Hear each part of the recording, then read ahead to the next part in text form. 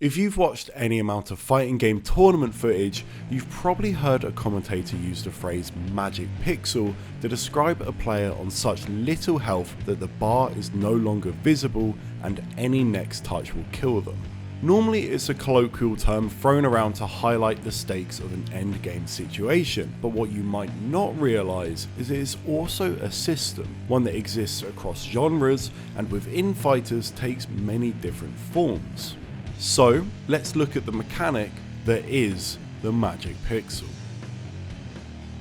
Although it was never officially named by Capcom, the magic pixel as both a mechanic and term came from the original release of Marvel vs. Capcom 3. As an example, let's look at Ryu. In this game he has 1 million health. However, after doing Spencer's 30,000 damage hook against him repeatedly, on the 32nd hit, Ryu no longer has any visible health left, and yet he is still alive and can even take one more. This is because 50,000 of that total health pool is not visible on the bar, and that hidden HP there is the magic pixel. The sole purpose of this system is hype and nothing else. The chance of a character existing within what appears to be a last hit situation is substantially higher because that window is simply bigger as a consequence of the hidden health. As an engagement technique, this system kinda works. Seeing someone manically sprint around the screen trying to avoid chip damage is exciting no matter the game. In reality, here, that chip might not kill you yet, but for the spectator that doesn't really matter. The moment is hype and the comeback is possible.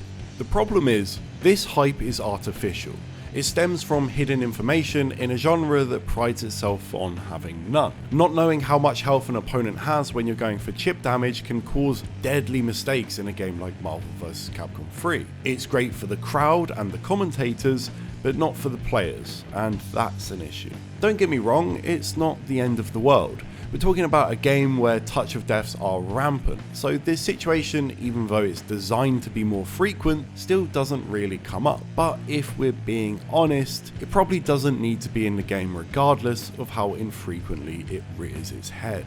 This mechanic sounds ridiculous in a fighter, but it really isn't in the context of other genres at the time. MVC3 was released in 2011, which was the peak of popularity for regenerating health, jelly on the screen, and hidden health bars in FPS. Games like Call of Duty had a magic pixel of their own. Once that aforementioned jelly hit your screen, the amount of health you actually had was considerable. It felt like a sneeze would knock you down, but depending on the gun you're up against, you can probably take a few more bullets. The fear of dying was artificially raised to keep the tensions high and hype going. It is slightly different though. It's not really a hidden portion of health because the health itself isn't visible anyway. Instead, what they've created is basically the FPS equivalent of Guts from Guilty Gear. Guts is a really interesting system that has a lot of the same effects on hype as the magic pixel, but is far more considered as a mechanic and one that players can actually compensate for.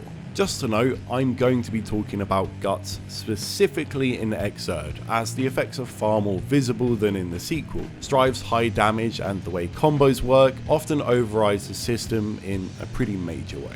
Guts is essentially just damage scaling which increases as your health gets lower. For example, an attack that would do 100 damage to Soul at full life would only do 40 damage when it's at 10% life. Simply, you can just take way more punishment if your health is lower. It gets complex because each character has different Guts ratings as you can see on screen, but you get the picture. It's strange. I'm a fan of Guts even though you can make the same argument I levied against MVC3 here, because you can't really tell how much damage you need to do to kill an opponent, which isn't great. But, as I mentioned before, you can kind of work around it. All attacks do a minimum of 1 damage in this game, so if an opponent has a really high Guts rating, to circumvent the scaling, you can do combos which are purposely routed to do lots of hits rather than hard hits like a traditional combo. What we're left with is both the potential hype of low health situations, but also huge combo variety for those of us that want to be a touch more optimal, and that is something I value massively. I don't think it's perfect by any means, but it's definitely better than Capcom's alternative. In the sequel, Capcom removed the magic pixel in its entirety. They clearly realised its inclusion was a problem, but the magic pixel as a mechanic did not disappear forever from Capcom's repertoire, and its evolution was far better. Street Fighter V removed chip damage kills from all attacks bar supers. Chip damage itself still existed, so the opponent could whittle you down to 1 HP, but you won't die in that situation from anything bar a hit or a super attack. So instead of needing to avoid blocking anything to make a comeback, you can basically just play your normal game despite your health being low. Although it goes against legacy ideas from decades of Street Fighter games, I loved this mechanic. Having a pixel left in old games led to a lot of scrambles or straight up checkmate setups, which does make the potential comebacks more impressive, but seeing someone in Street Fighter V slowly dissect their opponent despite being one hit away from death creates far more tension and regular gameplay rather than, oh, my opponent messed up, that's why I didn't die.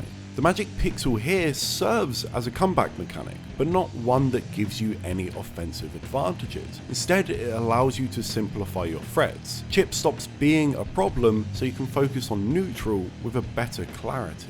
Now, V-Trigger does kind of undermine this slow, considered comeback I'm talking about here, but Street Fighter V's magic pixel on its own is second to none when we're talking about spectator-focused mechanics that are also enjoyable for players. And that's really impressive because those opposing forces are often why this sort of system can be so bad.